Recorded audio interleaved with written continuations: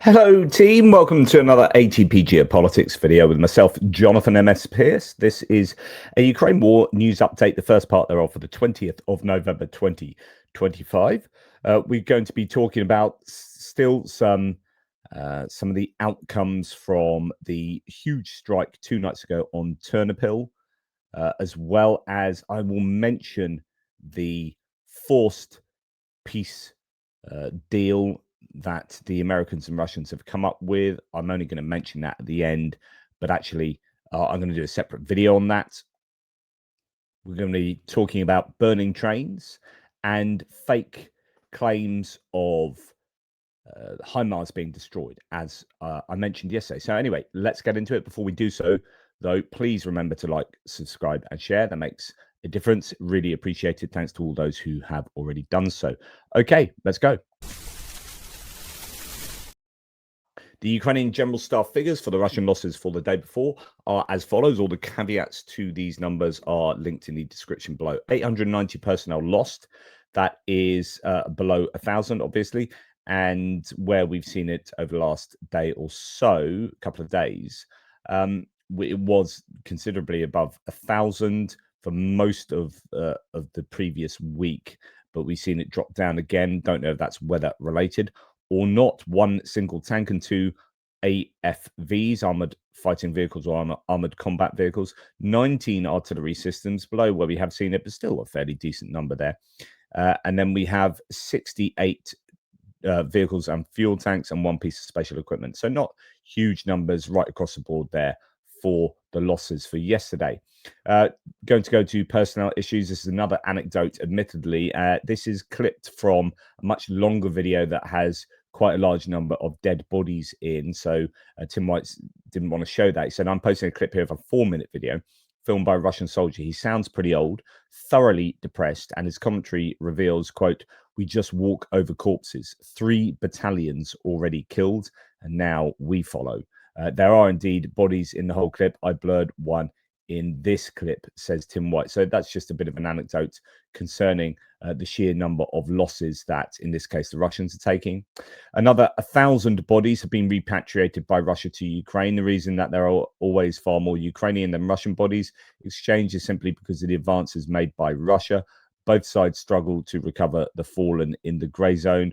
When one side falls back, the other picks up the dead. That's an interesting point, actually, because I had wondered about that previously. But yeah, if the Russians are always advancing, then they're the ones that are going to be crossing the areas where they are picking up the other side's dead bodies. Ukraine is far less likely to be doing that. So there will be an asymmetry there. Budanov has given an interview to Channel 24. He said the GUR operation, you know, that one that landed with the Black Hawk helicopter and these special forces troops into northwestern Pokrovsk. He said that operation to land an amphibious assault force in Pokrovsk, was the only opportunity to hold the city. This gave time to bring up the main forces, after which the Russian occupiers stopped talking about taking the city under their control. So it's interesting. So evidently he was very close to being a bit of a lost cause there, and they just flew in the special forces and managed to make quite a big difference, it seems, at least. A little more than 800 Azov soldiers were captured by Russia. That's going to be down in the Mariupol area. More than 200 of them have already been returned. So about a quarter of the Azov captured soldiers have been returned. They are the ones that the Russians most wanted to see sort of punished the most. By the end of February, Russia will still be trying to destroy the Ukrainian energy system. They are doing this to strengthen their position, including in peace negotiations.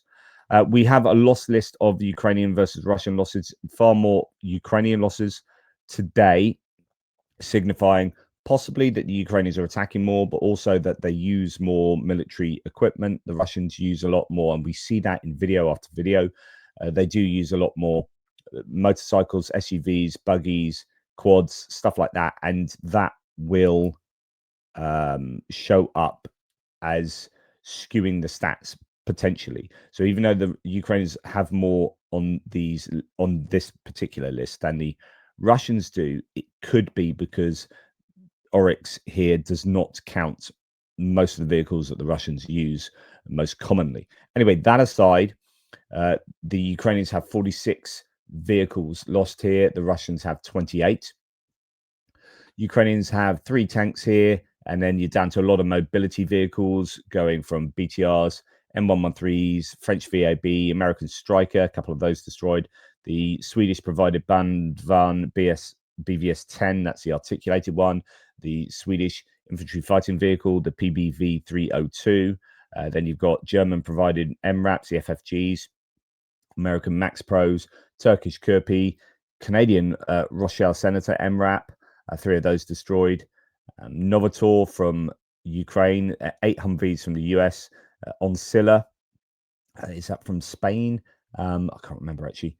And then we're down to UGVs, unmanned ground vehicles. I would actually not bother including these. You're going to see an awful lot of them. I don't think they're the same kind of level as the other equipment, and Land Rover Snatch and so on. So nothing crazy kind of expensive, or there's no air defense system on there, just a lot of mobility vehicles, and that probably suggests the Ukrainians are trying to push hard in that Dobropilia sector. I'm fairly sure that's what's represented there. For the Russians, we have 11 Ulan ATVs, all-terrain vehicles. That is a quad. So they do, I think if there are kind of military quads, I don't know. They obviously do include one type of quad here. Now there's 11 out of 28, so that shows you how many quads they're using. You add SUVs, motorcycles, and all sorts to that, and you'll get a much longer list. We have a couple of 3 tanks. Then the rest are kind of mobility vehicles for the best part: BTRs, MTLBs, BMPs, ATACMS.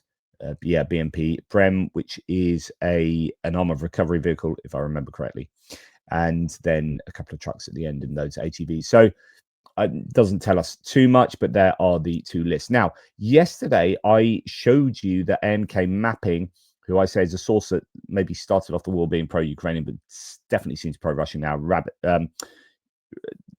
just regurgitates parrots. That's the animal. Parrots Russian talking points and Russian claims. And there was this clip of supposedly 2 HIMARS being destroyed that were supposedly and very confidently claimed by MK Mapping yesterday that these were the 2 HIMARS that shot the 4 ATACMS into Voronezh, and they were in Kharkiv.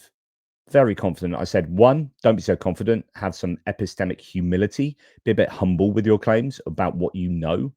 Don't be so confident. And 2, it seems very convenient that as soon as some ATACMS have been shot into Voronezh, suddenly those HIMARS are blown up. And that's very quick. They found them very quickly and blew them up. And I said, this could well be a video from some time previously. Lo and behold, that's exactly what it was. So eagle-eyed people have pointed out that this was a video that was of some strikes in Sumy area. So the claim that this was geolocated to Kharkiv, no, this was a Sumy strike from a year ago, from 14 months ago. So there you go. I was happy to be somewhat critical of those claims. I said it could be, it's plausible, but actually, check your confidence there. Russian MOD, which swears it never lies, says Tim White, all 7 versions of how the MH17 massacre was not down to them were true, has been caught faking again. Today, Moscow pretended to show how they hit the launch site of ATACMS attack yesterday, but it was actually from Sumy 14 months ago. And there you go. So the claims being revealed to be old and therefore faked, at least faked in this circumstance. Right, all the Ukrainian defense forces have been equipped with the graphite system, which can be installed on a pocket device, which then promptly informs about the invasion of the area by drones and aerial bombs, says Militiani. So the way I would understand that is, I guess, would you is installed on a pocket device? Would it be installed on your mobile phone, on, I don't know, some other device that you might have? And it tells you if there are any drones or aerial bombs in the immediate vicinity. So that's good news, but I would need to know more about that. So I have to look in Militiani source there and talk about that in my military aid video, but that's something to throw in. Here we have another montage, and I presume these are the ones we haven't seen previously, of sadly Ukrainian reconnaissance drones getting taken out. Now, what's interesting from this montage is the variety of Ukrainian reconnaissance drones that there are. Quite a lot of these fixed-wing drones, a range of them. Now, I've talked to you about this before a number of times. So this isn't a new Russian tactic. So this pro-Russian source saying a new Russian tactic is surprising the West. Actually, we've seen this for the last year. I've reported on this plenty of times. But it is a good tactic that the Russians use. So they have probably just a FPV quadcopter. Yeah, you can see the propellers on the left and right there. So you've got a quadcopter equipped with a lance going out the front with a small explosive on the front of that lance. And by just jabbing some part of, in this case, fixed-wing drone, the small explosive, goes off and it damages the plane or the drone enough that it sends it spiraling down, but it doesn't actually take out the FPV. So the FPV, not all the time. Sometimes the FPV does get tangled up with the drone and you lose it, but most times it appears that the FPV survives and the explosive's far away from the drone itself when it explodes, and it's such a small charge that actually it doesn't affect the FPV, and you can get the FPV back and use it again, right? So this is obviously a very useful tactic for the Russians, and they are using this evidently quite effectively. FPV drones are now flying. Well, no, it's been happening for quite a long time with a small stick fitted with an explosive tip. They do not need to hit a Ukrainian drone directly. The blast is enough to take it out midair. A quiet change on a battlefield is starting to shift the balance. Well, I don't know that last sentence is true. I don't know how effective these are. There is a wide range of these drones being hit, and that is a shame, obviously, for Ukraine. F-16 pilots. We heard yesterday that F-16s have claimed to have taken out 1,300 aerial targets since their deployment, which is phenomenal. Now we hear about ground targets. F-16 pilots have hit more than 300 ground targets overall, destroying hundreds of enemy pieces of equipment, command posts, drone control points, ammunition depots, and enemy logistics. I don't know if it's fair to assume that gives us an accurate ratio of offensive to defensive operations. So if it's like 1,300 aerial targets have been taken out, 300 ground targets, that actually they are operating at a kind of a 4 1/3 to 1, 4.3 to 1 ratio of defensive to offensive sorties, because actually it might be that they carry fewer weapons to drop bigger but fewer of them to, I don't know, drop guided glide bombs. Whereas when they go up on a defensive sortie, it could be that they have far more missiles to take out drones or, Shahed drones or cruise missiles. So therefore, that could skew the ratio of sorties. I'm interested in knowing how many attacking sorties they do per defensive sortie. But anyway, there's some stats there. So here we have, and this was doing the rounds yesterday, and it looked really significant.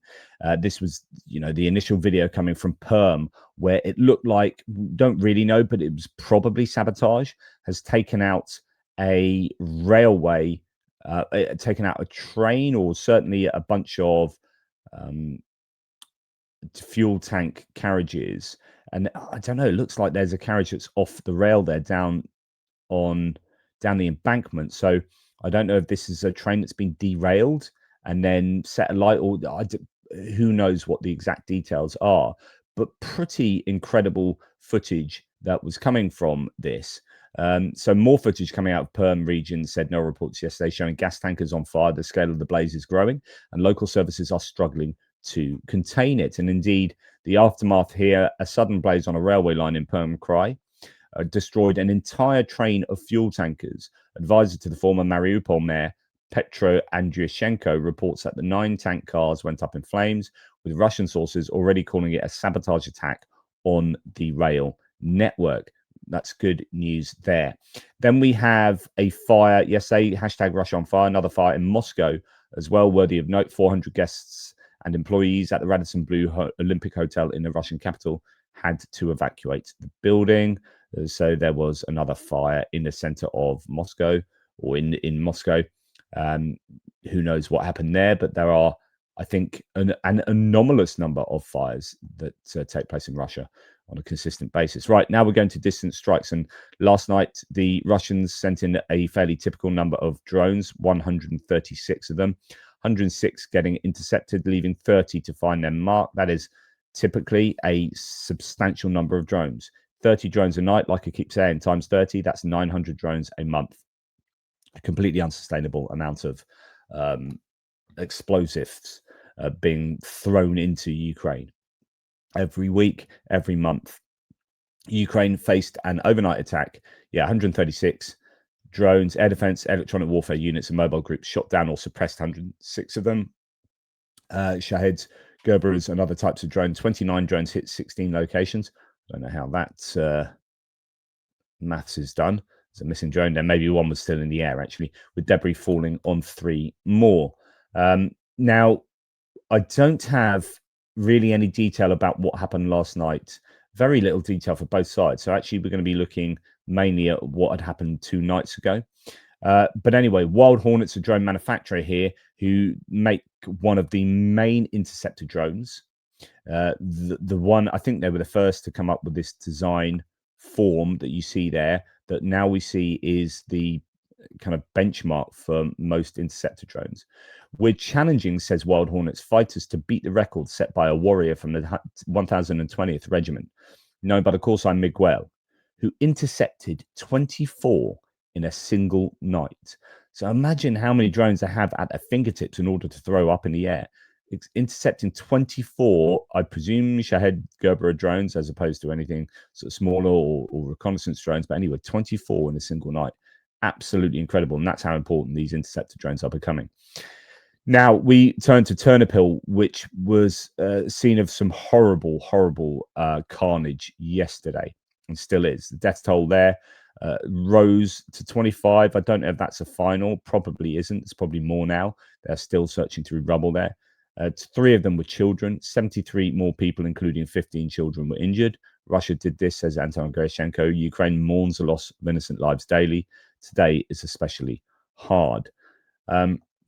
So we have quite a bit of footage coming from Ternopil. Here is someone catching a cruise missile just landing very close to them.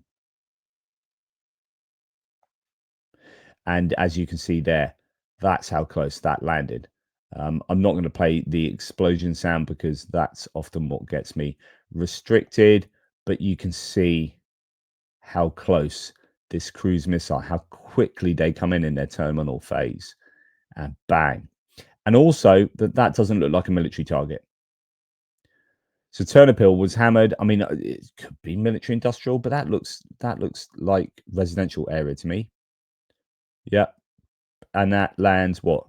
Right on the edge of a building in a residential area. More footage has emerged from Ternopil following the strike. The death toll has climbed to 25 people, as no report said there.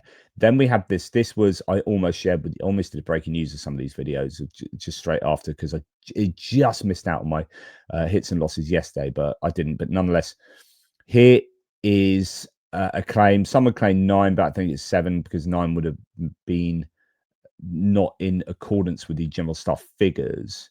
And it just wasn't correct looking at the footage. So this is a video of just repeated strikes of cruise missiles on one target, and they just seem to have got through air defense, time and time again.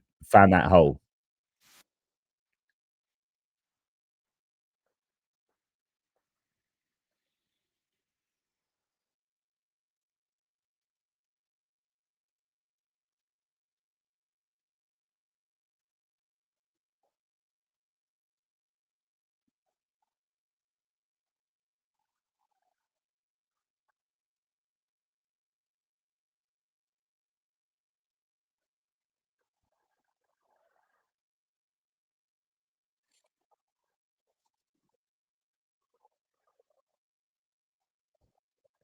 And that localized air defense is completely unable to take these cruise missiles down by the looks of it.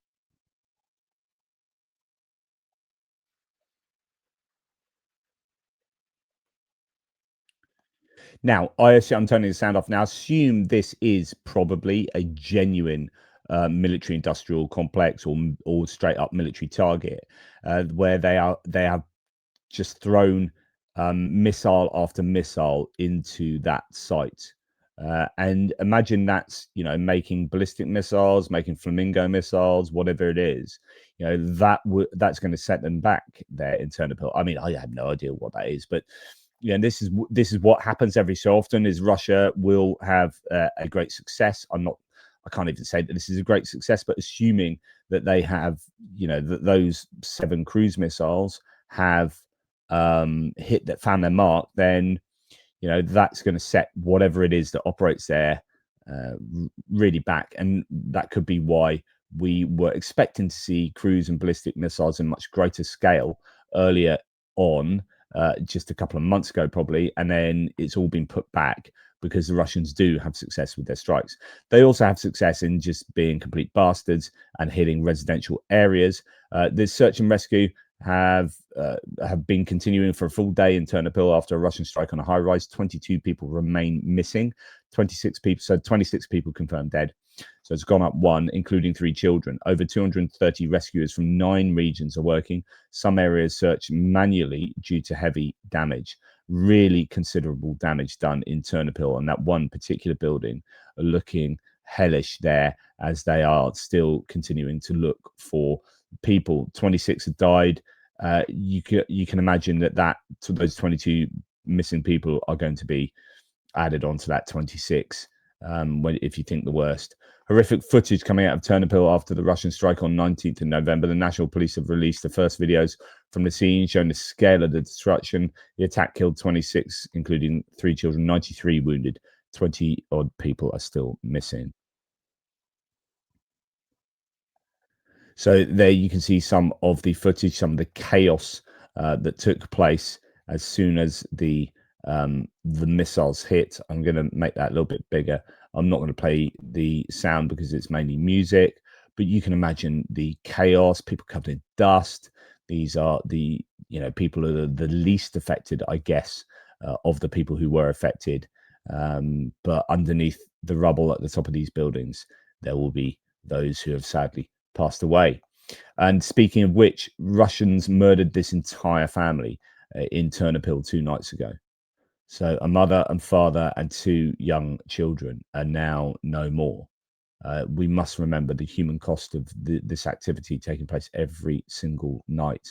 And another story here, Anton Gerashenko, quote, "She suddenly remembered she'd left her phone in the car. We stepped outside to get it. We'd only walked 2 or 3 meters from the gate. Then suddenly there was no sound, no whistle, nothing, just a flash, a boom, and then we were already on the ground. She was in front of me and I was behind her."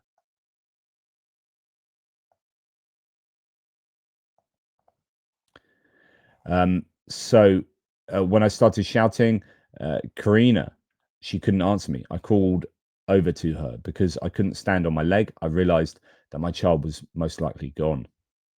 On the 19th of November, Berestin, Kharkiv region, said goodbye to a 17-year-old European kickboxing champion, Karina Bakur, who was killed by a Russian strike. Her father, Vitaly Bakur, says that on the 19th of November, his daughter was supposed to leave for Austria to compete. And there she is, unfortunately killed in a strike on Kharkiv on the same night.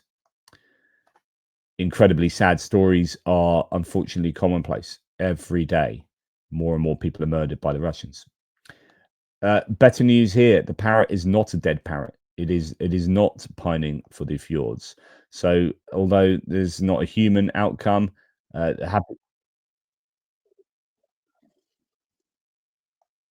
happy story involves a looks like a cockatiel there, saved by rescuers from inside one of the buildings, probably in Ternopil as well.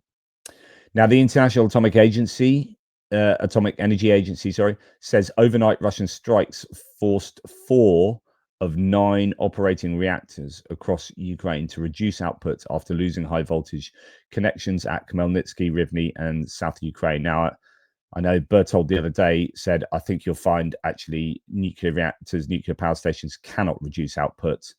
They either are on or off, and I did have to point out that's not correct. They can indeed fairly easily do so. So you can go and find my comment reply to Bertold there. But yeah, so they have had to reduce output due to these consistent strikes on the energy infrastructure.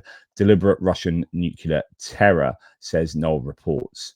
Now, going to Ukrainian strikes last night, not too much information. We hear again that Ryazan might have been hit. Reports from Russian channels indicate overnight drone strikes hit Ryazan. So that will be for the second night in a row, I believe, and possibly something like the eighth time this place has been hit, with a fire breaking out an industrial site near the Ryazan oil refinery. Additional strikes were recorded on power substations in Kursk region. Here we have more on that in Kursk. Russian sources report that Ukrainian drones hit several power substations in the region, leaving around 16,000 people without electricity. The governor Hishstein says outages were recorded in Glushkovsky, Rilsky, and Koronevsky. So Koronevo, Rilsk, and Glushkovo, just north of the border, fairly close to the Ukrainian border there. And yeah, some strikes on substations.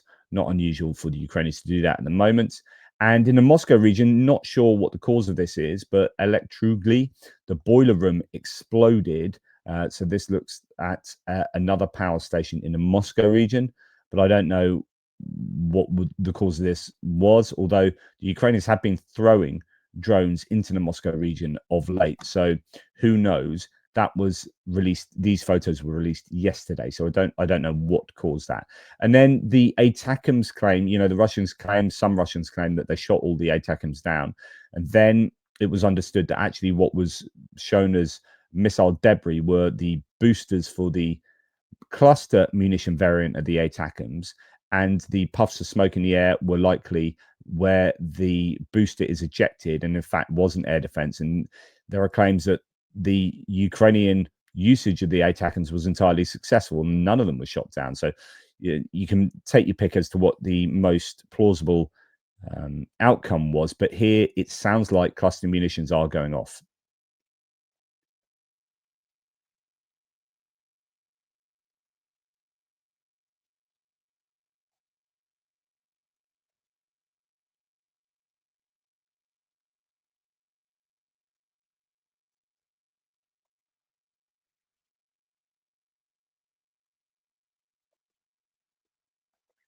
I'd close that wooden shutter. That help. So yeah, it is. I think likely that cluster munitions probably got through there. Here we have another example.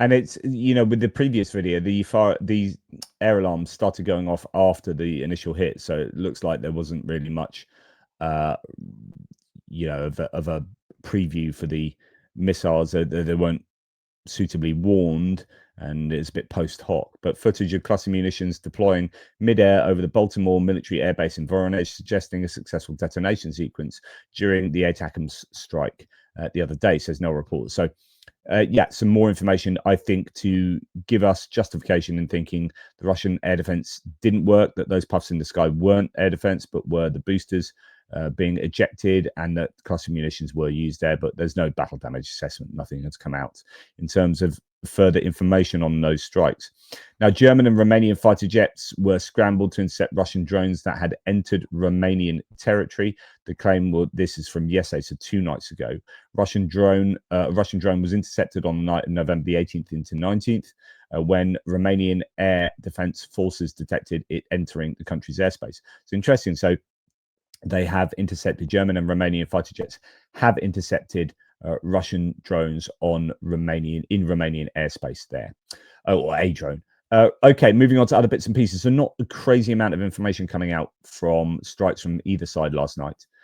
Today, says Steve Rosenberg in Moscow, looking at the Russian newspapers, one Russian paper is crowing over reports of a US-Russia peace plan. Quote, nothing about Ukraine without Ukraine. That's all in the past, but the state of Russia's economy is nothing to crow about. Quote, recession is almost inevitable. Plus one editorial with 2 messages. So the key to take from that is that, yeah, the Russians have the wind behind their sails here, saying, well, no one's talking about peace, talking about Ukraine without Ukraine. So kind of happy with that. We get to dictate the peace, but we'll come to that. I'll talk about that in a video after this one. But in the meantime, Ukrainian officials believe the timing of the peace plan proposal coming right as the Energoatom corruption scandal unfolded. I'm going to do a video on that today. I promised that yesterday, but actually I've now got the full research for that. It's a big scandal. It requires some delving into. So yeah, we'll look at that later. But it's no coincidence that the forced peace plan came at the same time as Ukraine is suffering politically.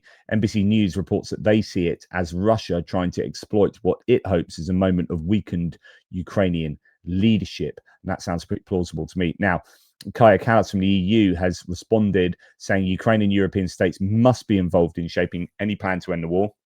She hints at the latest US peace proposal, stressing that Europe has always backed a just and lasting peace and that no plan can work without Ukrainians and Europeans. Now, the American peace plan, cooked up by the Russians, is maximalist. It is terrible. It's worse than I was saying on the video that I did last night about it. It is bad. Like, I think it's disgusting that the American administration, that Trump administration, is trying to force Ukraine to take this peace plan on. I think it's horrendous. We've been here before, and that's been rejected. Now they are just regurgitating the same crap, but even worse. I mean, goodness me. Right, Ukraine plans to demand nearly $44 billion from Moscow for environmental destruction. Dutch carbon expert Leonard de Klerk calculates that the war has added 237 million tons of CO2, which is roughly the yearly emissions of Ireland, Belgium, and Austria combined. It's not just that. There's ecocide. There's all sorts of horrendous environmental impact, mines, and leaking chemicals and whatnot into the earth, and all sorts going on. It's pretty horrendous. So interesting there. Now, Zelensky said he's had a conversation with the Polish Prime Minister Donald Tusk over the sabotage that took place on the railways the other day, with 2 Ukrainians being responsible, but actually the Russians really being responsible. He shared information from his law enforcement agencies and intelligence regarding recent acts of sabotage on Polish radios. I noted, this is Zelensky, that such subversive actions are directed against Ukraine every day, including on the railways. At the Ukrainian railway services, we have implemented appropriate measures to counter such sabotage. Our information coincides. All the facts point to a Russian trace behind all this. We have agreed to create a Ukrainian-Polish group that will work to prevent similar situations from Russia in the future. So that's interesting. There's going to be a kind of bilateral group, bipartisan group, I guess, of both Polish and Ukrainians to work to mitigate against such activity going forward. Now, this whole Energoatom scandal, the Mindich tapes scandal, is huge in Ukraine at the moment. It was proving to be an interesting day yesterday in the Rada, in the parliament. It was blocked. Parliament was blocked by opposition MPs, then halted by a nationwide air raid. Google Translate gives you an idea of the protests wanting the cabinet to resign and a government of national unity. So they want to bring down the existing government and then have a national unity government of opposition parties who are anti-Russia, so not have pro-Russian parties in that. To try to release a parliamentary bloc, Ukraine's Prime Minister Yulia Sviridenko has been summoned to the Verkhovna Rada to consider personnel issues. MPs effectively ordered to attend at 1 p.m. within the hour. So, yeah, lots more on that. Again, I'll talk about the whole scandal a little bit later. But on the 14th of November, remember that Ukrainian Parliament dismissed Energy Minister Hrinchuk and Justice Minister Halushenko. Hrinchuk is one of the main ones there, amid a $100 million corruption scandal at Energoatom. The move came after evidence surfaced showing suppliers were forced to pay 10 to 15% kickbacks. So, yeah, huge Also, we hear that Italy's top court has approved the extradition of the Ukrainian citizen Serhiy Kuznetsov, who's suspected of involvement in the Nord Stream explosions. His lawyer says he will be transferred to Germany in the coming days. So there's two. One, I think, in Poland is not being extradited. One in Italy that is being extradited. That's obviously very uncomfortable politically as well. So some real challenges for the Ukrainians going forward. Okay, that's enough from me. Thank you very much for your viewership and for your support. I'm just seeing if there is anything else. No. Pursue an additional footage of a Ukrainian F-16 pursuing a Russian Kh-101 missile during yesterday's attack. So that is now on the socials. But yeah, no, I don't know that there's anything else. Reuters reports Europeans are pushing back hard against a US-backed plan that would force Ukraine to give up more land and accept limits on its military. France says peace cannot mean capitulation, while Poland insists the victim cannot be restricted from defending itself. Good on Europe. That needs to happen. So more on that later. Okay, in the meantime, take care, everybody. Speak to you soon.